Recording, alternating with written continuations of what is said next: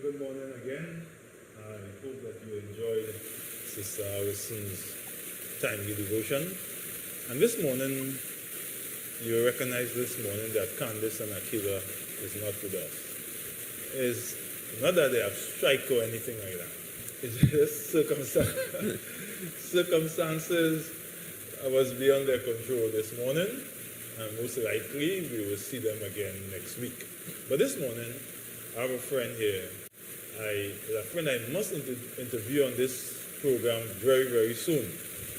That is Brother Daniel Simmons, and he has a real story. But this morning, he is here to interact with me on a topic of poverty and social disorder. And Daniel, good morning. Before I go. Good morning. Good morning. How are you? Yeah, always well thus far. You're right. So this is why I want to discuss the issues surrounding crime, poverty, and social disorder.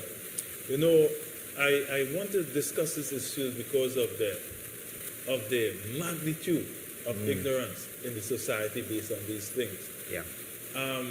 Our society is bombarded by about 5 or 6 voices. Every time the radio or the television want to speak about crime and social disorder, even politics, there's about 5 or 6 people they call all the time. Yeah. What happens is that these 5 or 6 people have the same bias, same political bias, same social bias, same tribal bias. Mm-hmm. And then they are coming from one place, that's the University of the West Indies. So what happened to people who listen them, who see behind their name, they have all kind of letters, they come to the place that what they're saying is true. And if all of them are saying it, then it has to be true. And that's why the narrative in the society become the same. So people will say, last prime minister, they say he's arrogant. The folks lost the election because they didn't listen to the people. The prime minister now, she's not coming to work because she's not well. Because there's a certain narrative. And once you hear something over and over, with no drawback, you tend to believe it. So, and these people talk without any data, any historical data, without any research. They just put a mic in their face. And they say he's an economist from UWI, or he's a sociologist from UWI, and they just say what's on their mind without saying to you, well, I did a research in Laventille, or I did a research in Pleasantville, or I did a research in Point Fort. Nothing of the sort. They just begin to talk and bump their gum. And it is worrying to me. I heard a friend of mine saying that poverty is not a reason for crime. But yet he is not saying to you, why is only the poor committing this violent crime? Why is only poor snatching and robbing? Why you wouldn't see Bill Gates' son in a drive-by shooting? Or Elon Musk's son picking somebody's pocket? Why you wouldn't see that? Why you wouldn't see Sagba? I'm bringing it closer to home. Sagba or Bhagwan Singh. Why you wouldn't see one of these guys committing crime? But Pastor Terrance, I mean, what do you consider poverty? All right. And is poverty a varied condition? You know, what do you consider poverty? You know. All right. The state, the poverty is a state. It's a state in which people of communities who look alike, and they lack financial, they lack social, they lack things that will make life normal and easy. So, but poverty is varied. There's all kind of poverty. Yeah? Right. I want to make that sure. There's all kind of poverty. But when we speak of poverty, we speak of people lacking basic social needs. Yeah. People who, when they get up in the morning, they have to think hard of what breakfast should be. When they get up in the morning, they have to think, should they send the children to school? The money available here is either to send the children to school or put food on the table. And they have to make these choices, these life choices that come after them. Poverty is a socio-economic condition. Right. You could be poor socially, but economically you can still send the children to school, you can still travel to work, basic poor. But then you can be poor in such a way that you cannot do either of those things. And everything is a challenge to get by. So the very day, your very day is a challenge. And it leads to all kind of stress. Yeah. Because every time you get up in the morning, you are challenged just to live. I could totally understand that, you know.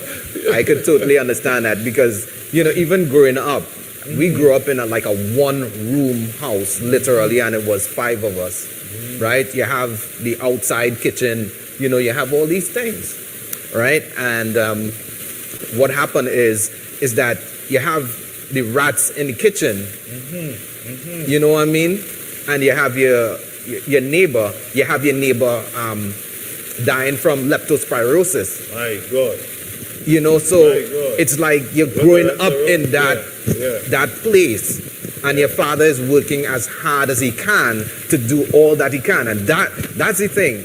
You know, we grew up not having, you know, and not having to be able to afford certain things. I started working from when I was 12 years old, right? Looking for that holiday job to buy my sneakers and stuff like that. And my father was working very hard as well, you know, and eventually we were able to build a house. I want to say something though. When you said 5 of you were in one room, but you were in a better position. We were 9 of us. Wow. In that same one room situation. Wow. 6 girls and 3 boys. Yeah. So poverty was a real thing. It's real.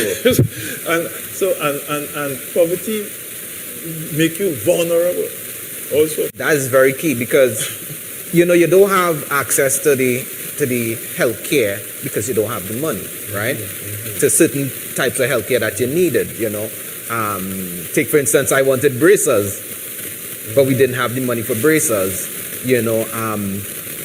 Opportunity wise, I must say that we went to school, you know. I wasn't that good at school, right? But we did go to school. I was more of a creative person, you know. So, but does poverty really affect us psychologically as well as sociologically? Of course. Poverty brings chronic stress. And as chronic stress is one of the most pervasive psychological effects of poverty. As we said earlier on, it keeps you thinking about tomorrow, thinking about later. You don't go to bed. Your parents will not go to bed comfortable because they have to think, and that's why they have so much children too. You know, we'll get at that next time. No. But let me ask this question then. Let me ask this question, Pastor. So is it like, okay, is it like a hopelessness that you have when you're poor? Is it that like you're in a hopeless state? It keeps you thinking about money just as much as the rich man think about money. But the difference in you and the rich man, he can think about the money and ways to get it. But when you think about it, there's no way to get it. It's like a drowning person here. There's no one to help. I cannot swim. So it brings that anxiety into play. And it creates mental illness also. Some people say they have a provision now of mentally ill people. And you want to know what is causing it, friend? It's coming from stress and unable to live the life of the rich and famous. I'm just using a term. But when people look around them, especially with social media, right? And people see people happy because social media make you feel everybody happy. Everybody, if you can't get a boyfriend, everybody have boyfriends. Everybody have girlfriends. Everybody in the party. Everybody, and that adds to the whole thing. When you are poor, it creates anxiety, and that anxiety cause you to think about suicide also. Wow! It creates depression also. Low self-esteem. People, the poor are usually the ones with the low self-esteem, because you feel that you are not good enough. Right. And then you begin to develop all sorts of cognitive issues because of poverty. So when I come by and I say, Daniel, here now, I given you $2,000 to drop this thing across there for me. It is easy. It's easy. Yeah. You are vulnerable. Yeah. So it is easy for me to say, Daniel, I want you to drop this for me. Oh, you come to the young girl and say she had no clothes, she had the fancy clothes she's seen on Facebook and things like that. Yeah. And you offer to give her a little thing. It is easy for her to want to give her a little thing also. Yeah. So when the gang guys come, the father cannot give you the shoes that the others are wearing that you are seeing on social media. And I come with my gang talk. and say, boy, let's storm Philip House. Yeah, yeah, It become easy. yeah. So when I hear someone saying poverty is not the cause of crime, I say that is ignorance at the highest. Because almost every time you see they hold someone, either no father around, the mother crying is a good boy, they're living in the slums. You never see they grab a guy from one of these places, Westmoreland, Gulfview, and these fancy places for picking somebody's pocket, for robbing somebody. So even without proper research,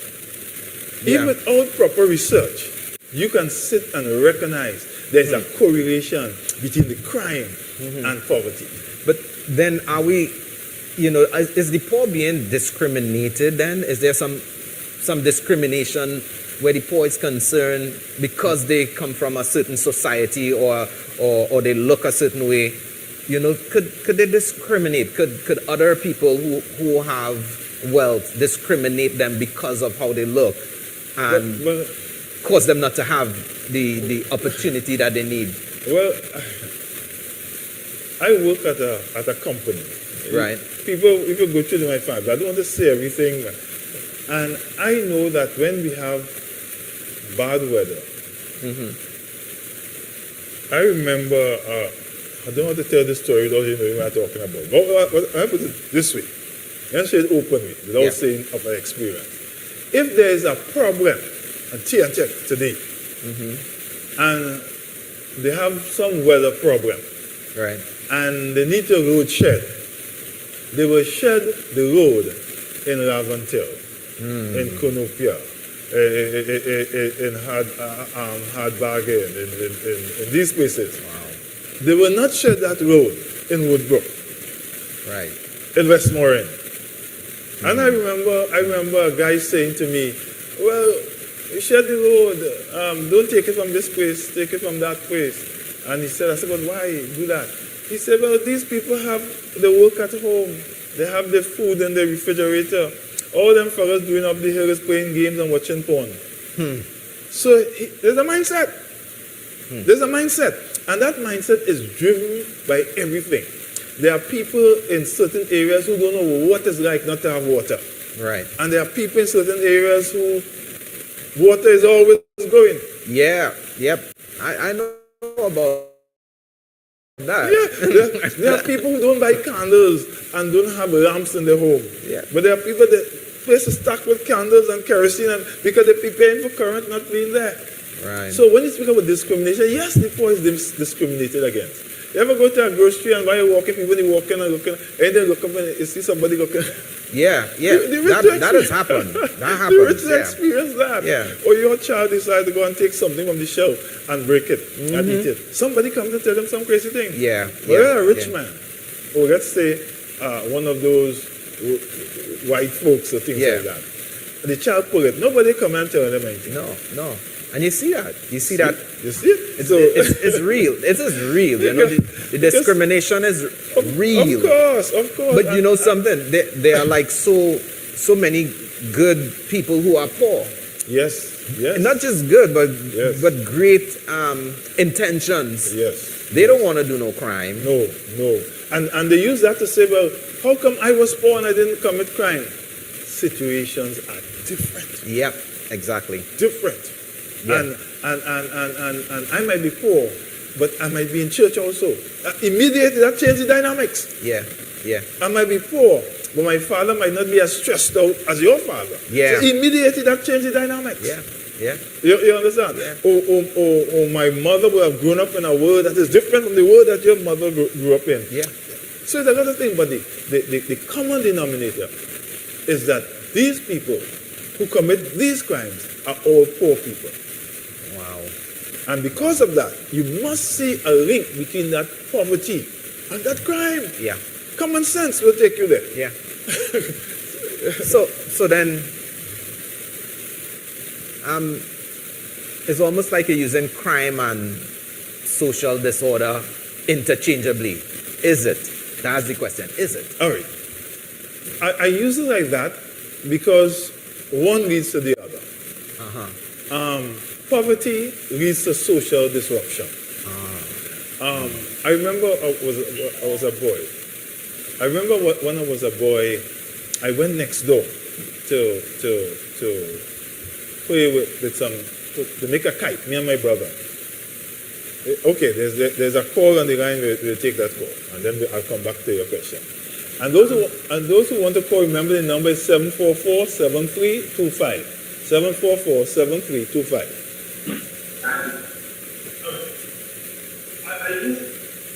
Because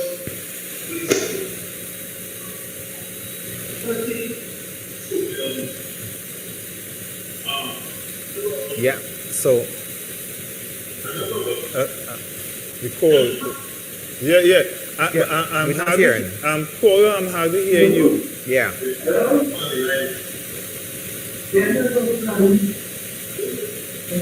Yeah, we're not hearing that call at all. Hello? Hello? Yes, I'm hearing you now. Wow. Yeah. Yeah, hello.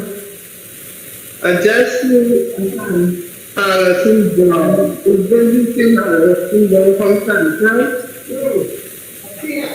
Is it the same Alison Browne from Tantan? Tantan. If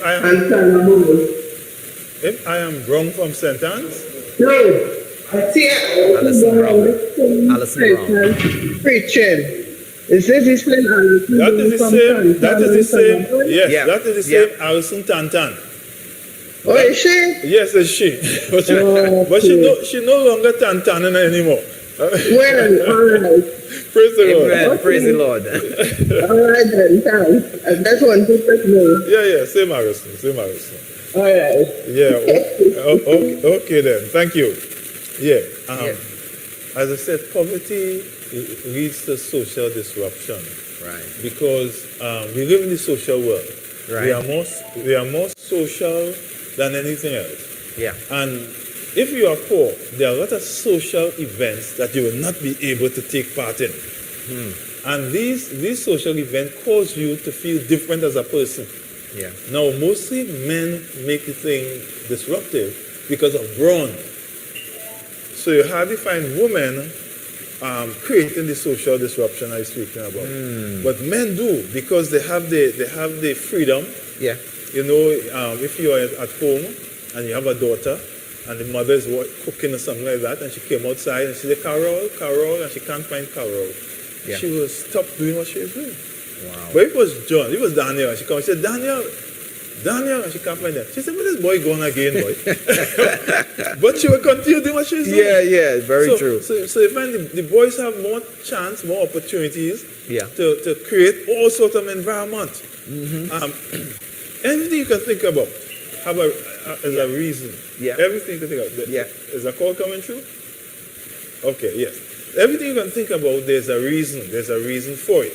And poverty can be used with social disorganization, disruption, because they tend to follow each other. If I am poor, I tend to be more socially disruptive. Right. On that level of violence and things like that. Gotcha. So you use it both because you know they happen together. Yeah. Sort of way. Yeah. But let's take a break and we'll come back.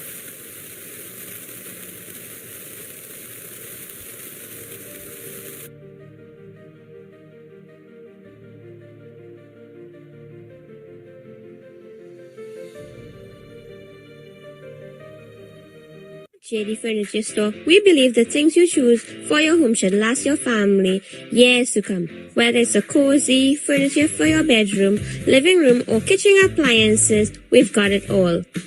Obsess over your home's comfort, and we'll obsess to ensure it's affordable with zero-down options and home by you in no time. Visit JD Furniture, showroom in Arima, or www.jdfurniturestore.com to buy and apply today. Open weekdays only. Call or WhatsApp 219-3000 today. What's going on, family? PB and J here, Pastor Baldwin Jr. Super excited for what God is about to do. What am I talking about? Family, many years ago when I was living in Trinidad, I was muted when it came to the things of God. I did not live my life in a way to bring honor and glory to his name. And as a result, I made a lot of mistakes, got into a lot of trouble. But since then, God has never let me go. And now I'm a pastor, and now I am unmuted. And I want to invite you to something very special. Why? What is it? It is a youth revival. It's for youth, for young adults, young at heart. If you have been muted by this world and you have not found your voice in Jesus Christ, you don't want to miss this. Family, August 25th through the 30th, we're going to be having an amazing time in God's Word, and we culminate with an anniversary celebration, 113 years for my home church, Arima SDA. You don't want to miss it. Mark your calendar, start sharing this thing on social media. I am looking forward to connecting with my old friends, but I'm also looking forward to making some new friends. So again, August 25th through the 30th, I hope to see you there. PBJ out.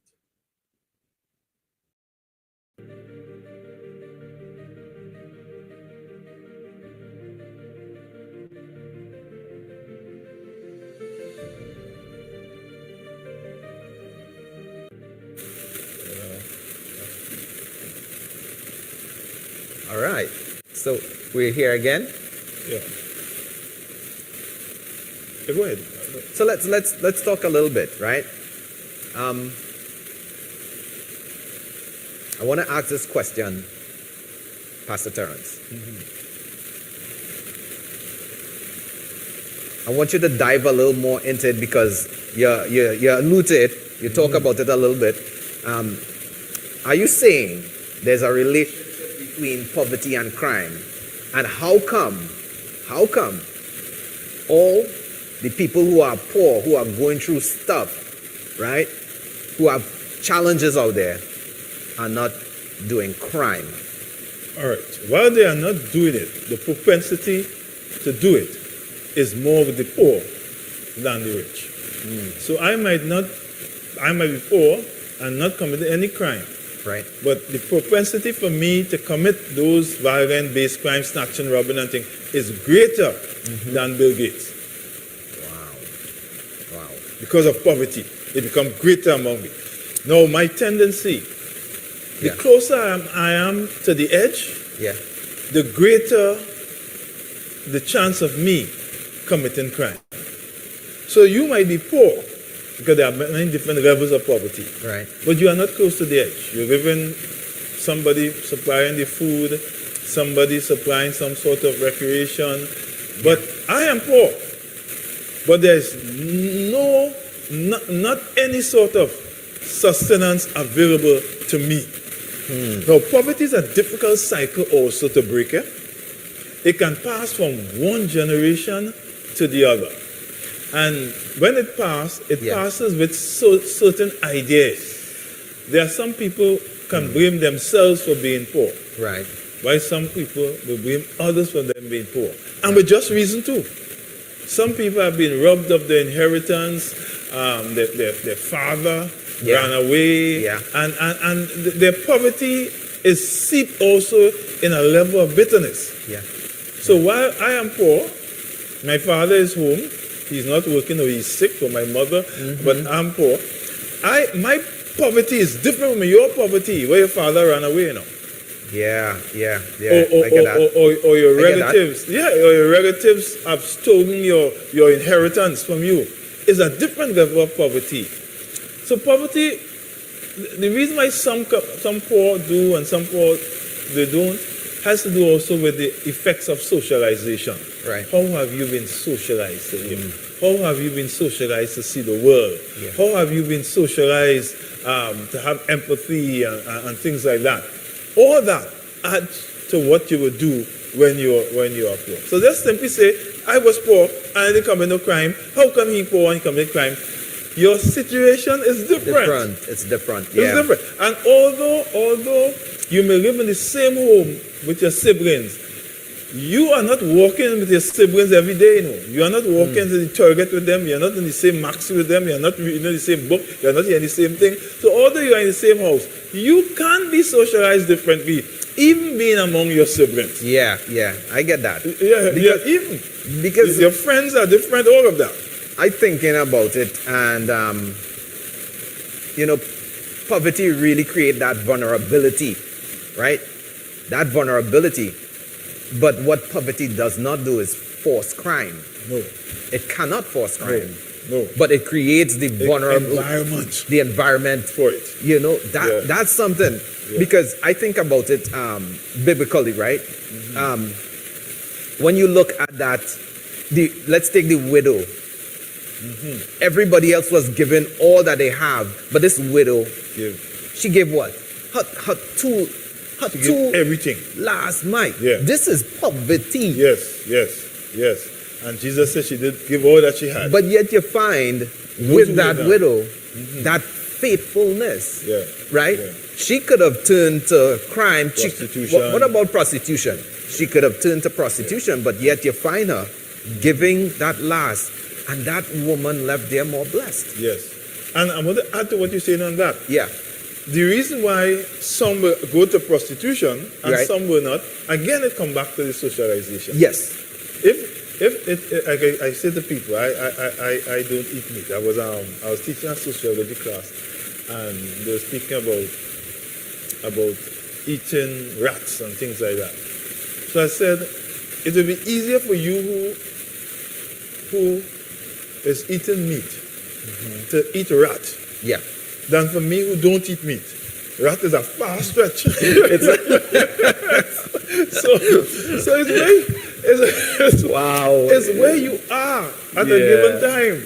You will do certain things. There are certain things that just will not come to my mind. And there are certain things that will come to people's mind quickly. It all depends on where we are in the scheme of things. So it's the same thing with the poverty issue.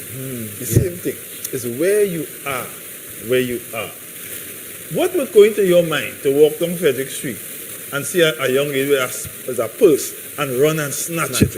It just will not enter. Even if you're broke like that, it just will not enter. But there are some folks, they are walking so close to that. It is easy for them to get to that point. I understand that. And you know, the enemy, he's not making it any easier because he is pressing. And what you find, Pastor Terrance, is that if a father was poor, right, going through this stuff, he ended up in some crime or something, you know, stealing whatever. You find that now when his children come, sometimes they grow even lower, right? And then from those children, even lower. So you find generations and generations. Just getting lower, and like Satan just laughing. He's happy to see people in that position where they are so low, where families just break down. They become more malleable to him. It's incredible the kind of things that is happening, you know. So is there a root cause of poverty?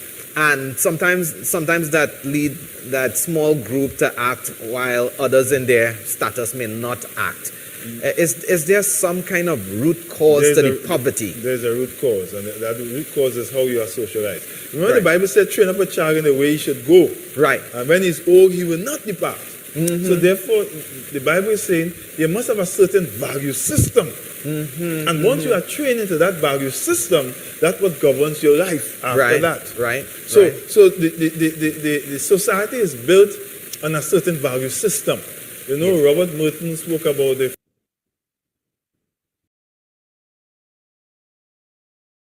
five,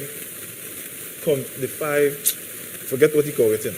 But on those things, he said the society have a certain system out there. And that system tells you if you are successful or if you are not. What are the success in a society? A good job, a good education, a good house, a good neighborhood, a big bank account. So the society already throw that up. This is the standard. This is the standard of success. If you don't have these things, then you are not successful. The society throws that up. So the majority of the people, Merton say now, they conform because the society said to get there, you need to have a good education and work hard or something like that.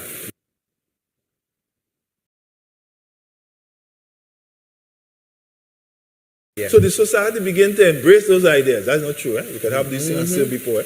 So anyway, the society throws that up as the standard. Have a good education, have a good job, have a good house, a good family, a good car, a good bank account, you are successful. Yeah. Now the society sees that as the model of success. And the society begin to work to that. So he said the first group are the conformists. Conformity. They're using the education model, they're using the hard work model. Right, They are not right. getting any richer, but they still feel that this is the way to go. Wow. He says so the majority feel this is the way to go. You can't work yourself to become rich, you know. You have to work until you're old as Methuselah. Yeah, You yeah. can't work yourself to get rich. But they say that's the way. And then he's talking about those who are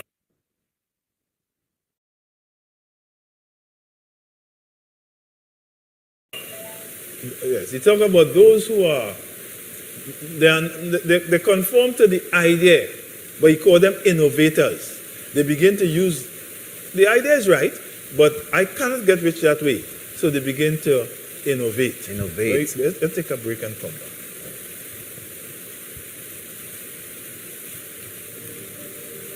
This is there, you know. It's just we fooling ourselves.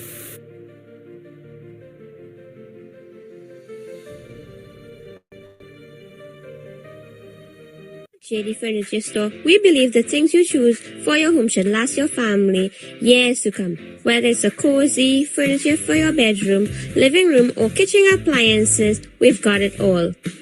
Obsess over your home's comfort, and we'll obsess to ensure it's affordable with zero-down options and home by you in no time. Visit JD Furniture, showroom in Arima, or www.jdfurniturestore.com to buy and apply today. Open weekdays only. Call or WhatsApp 219-3000 today.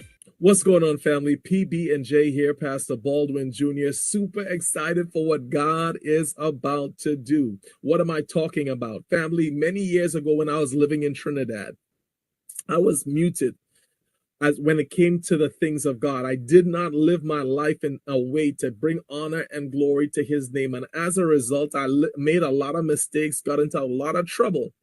But since then, God has never let me go. And now I'm a pastor, and now I am unmuted. And I want to invite you to something very special. Why? What is it? It is a youth revival. It's for youth, for young adults, young at heart. If you have been muted by this world and you have not found your voice in Jesus Christ, you don't want to miss this. Family, August 25th through the 30th, we're going to be having an amazing time in God's Word, and we culminate with an anniversary celebration, 113 years for my home church, Arima SDA. You don't want to miss it. Mark your calendar, start sharing this thing on social media. I am looking forward to connecting with my old friends, but I'm also looking forward to making some new friends. So again, August 25th through the 30th, I hope to see you there. Every thread holds a memory, every color a promise. At Baker's Flags and Emblems, we understand what these symbols mean. We craft each piece to carry the weight of our history, the brilliance of our future. From the spirit that forged us to the vibrant tapestry we are today, our flag witnesses it all. Carry our story proudly. Choose Baker's Flags and Emblems. Visit us today.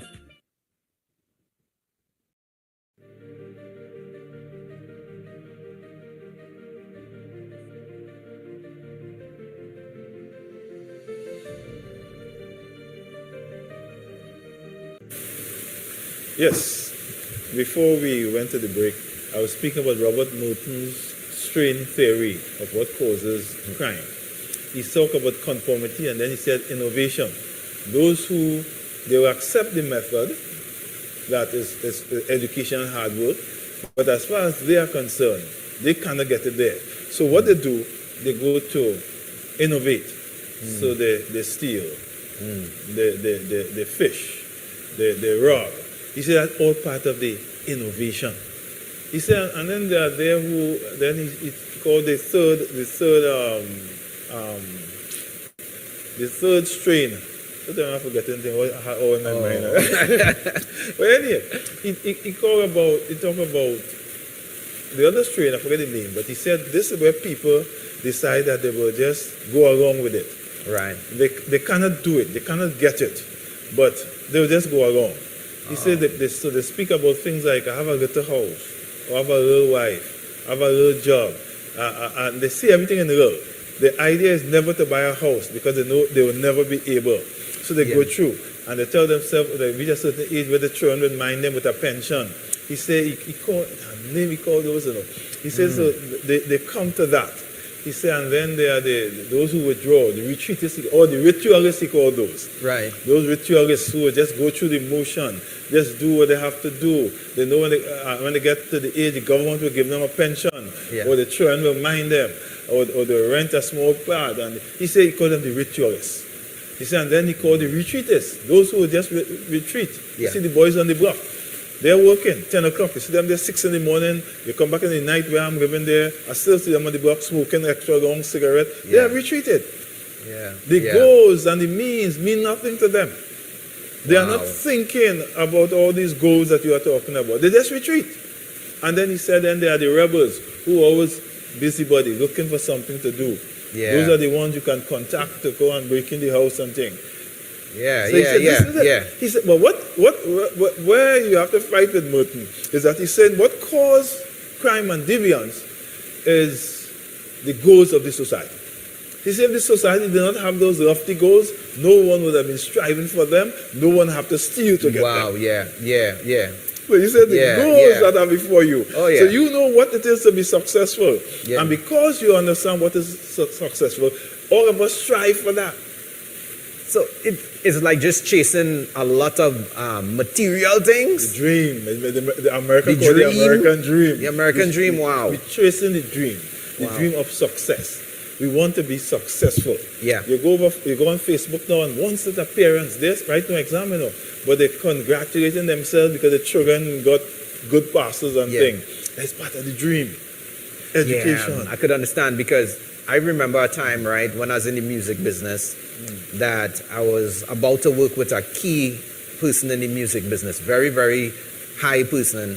And basically the person was telling me, if you do not smoke weed, you cannot come. And my dream was to be on that session because you had like Jennifer Lopez producers on that session and stuff.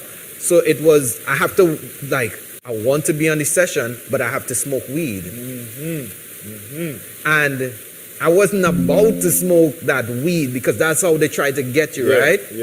Or if you want this, then you must do this. But that was not a desire of mine. So once it's not a desire of mine, right? And I start to reason in my mind, my will then make the decision. So you have to, if we could encourage, like, oh man, if we could encourage, because I've met so many people, in the music business, people doing some stuff, and one day I told a guy, why did you? I can't say everything, but why did you do that? I said, do you know? And I'm in the music business full, right? But you see, they won't put the mic in front of your face on the radio and things like that. That won't happen. And because that won't happen, I see they're taking these guys from UWI and asking them. They even have asked a pastor in my church about things that none of them know about. They don't know because they're not down in the gutter. They have them talking. We met the tough ones. I mean, in my stage, we met the tough ones, the gangsters, and they love music. They love music. They used to come to the studios and stuff like that, right? And I was into hip hop music, real gangster music, right? At that time. Now, thank God that I changed my life, but I see how easy it is to say, well, I'm going to compromise here in order to get there. Because that's the standard. And you are trying to get to the standard. And that was what Merton is saying. This is the standard. And once you are trying to get to the standard, there are things you will do. Because the society say, this is the standard. This is standard of success. I can't be living in a thatched house down in Muruga and say I'm successful. No, they laugh at me. And that's the thing. When growing up poor, I was like, okay, I want a BMW and I want a big house. That was the standard, right? I want to make enough money. And I wasn't that educated, right? But, however, I did meet some of the top people in the world. Some of them they're very, very rich, Yeah, right? yeah. And what they appreciated was just how I live my life. I'm not going and smoke no weed. I actually said to that person, I'm sorry, I can't be on this session. Right? No other Trinidadian was supposed to be on that session, only internationals. And sometimes you have to just turn your back and say, no, God is going to provide a way. But you know what that person said? Pastor Browne, that person looked at me and said, it's types like you that I want around me, because everybody bow to what I say. Standing. Sometimes You gotta be able to stand. Yeah. People accept you a lot more. Yeah, you have to be able to stand, because not all the time, the money that you'll get is so important, more than standing upright. So how does this contribute to social disorder? How would you say this? All right, poverty. I have some things I've written about this. Yeah. And I will say gender inequality. Ooh. Poverty exacerbates gender inequality. A poor girl, especially if she's black, will have a tougher time than a poor white girl or a white boy. Wow. Or a boy in general. So gender inequality starts the problem. Racial inequality. There are some races that are marginalized because you are more, and because of your race, you are more likely to experience poverty. And I don't want to go through that history now of slavery, of indentureship, of post-colonization to help you to explain, to understand why the Africans are at the lowest level. And the next day I will do that. Because the people they asked from UE will not explain that to them. Wow. And they will not. Education, poverty and education, lack of, go together also. Because if you are poor, your parents cannot help you.